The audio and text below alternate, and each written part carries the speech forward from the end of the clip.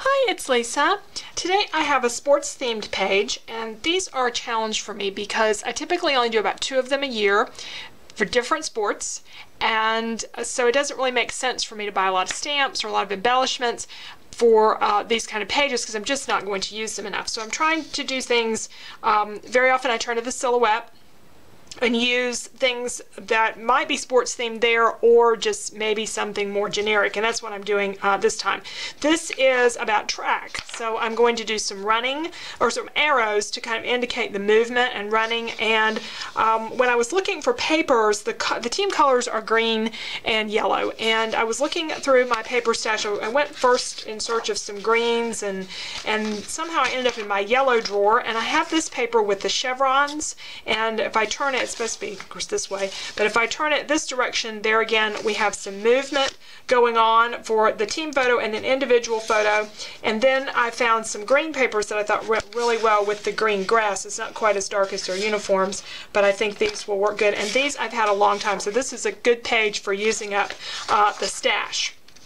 I'll be turning to the silhouette to cut out my titles using some arrows, and I thought I looked for logos for like running or shoes or something. For some reason a lot of the stuff there had women running and didn't have a lot of boys running, and so I thought I would this time just do like a big #1 because they were their division champs. So I'm going to do not exactly a blue ribbon, but something that kind of denotes that for embellishment and give my stepdaughter lots of room to journal about the season.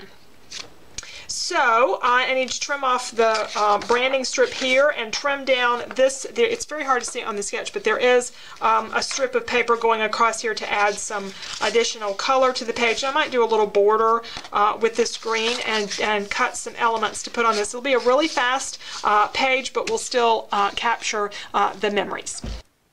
So I've cut some things here on the silhouette. I did run inside of an arrow.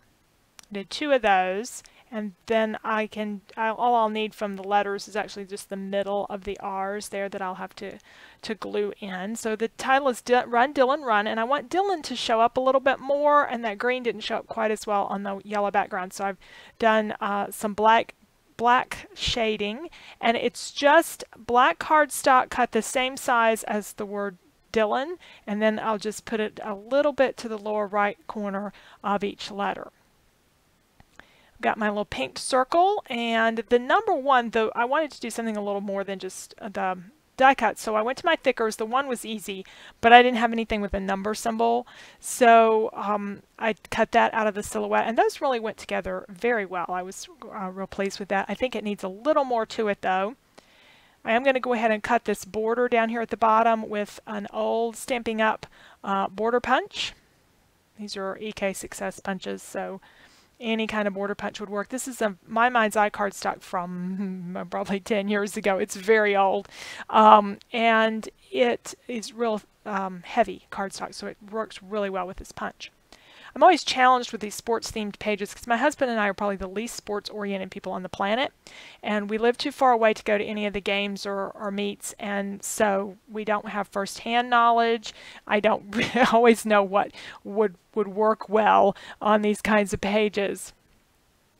Now I'm using my Zig 2-way pen, and this is a new pen, so I'm having to take a little time here to get it started. You just have to press it down on a scrap piece of paper until the blue glue starts to come out.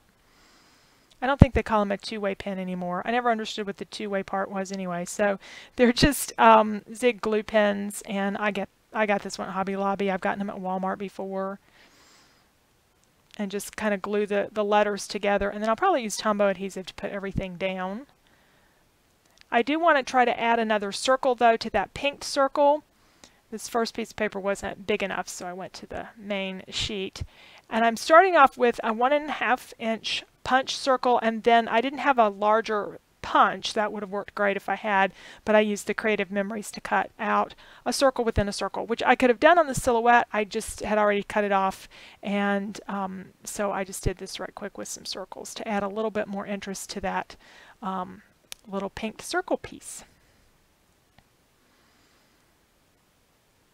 And now one thing you'll see in the end is that I glued the bottom word run down first, and it's a little too far down because once I put the circle piece on there and tried to put the word Dylan on, I didn't have enough room for Dylan unless I moved it quite a ways up.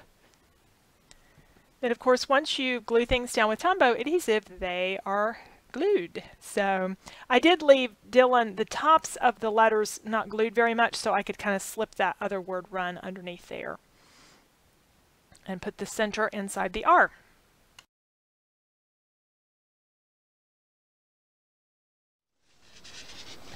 So here's our finished page, and the one thing I wish I hadn't done was put run so far down, but I glued it on with Tombow adhesive, so it's done.